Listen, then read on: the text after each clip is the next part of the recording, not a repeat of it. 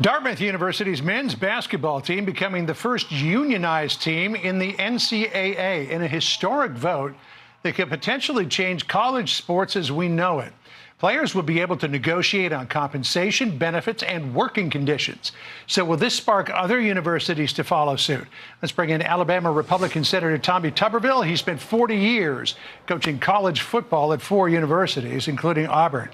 Senator, good to talk to you. As most people know, NCAA has long had rules prohibiting the paying of amateur athletes other than scholarships. They recently relaxed the rules a bit on endorsements.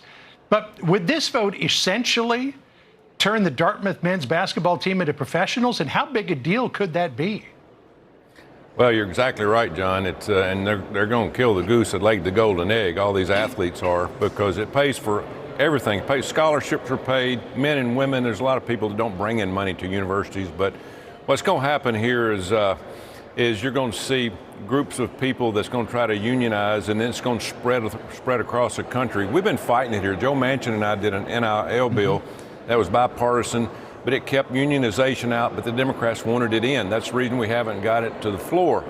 But this will absolutely kill college sports. You know, the last time I looked, they're not employees. These students are student athletes. And if you want the federal government involved and ruin something, you try to make them student athletes employees. Federal government will get involved, unions will get involved, and it will be a total disaster. So this was spearheaded by a couple of juniors, Kate Haskins and Romeo Murthel.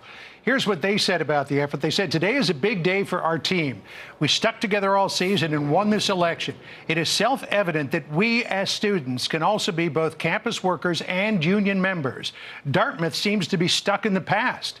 It's time for the age of amateurism to end." They say this idea of student athletes being unpaid is this thing of the past. Well, they are getting paid, and I'm not against student athletes making some money, because it's a full-time job being an athlete and a full-time job being in academics.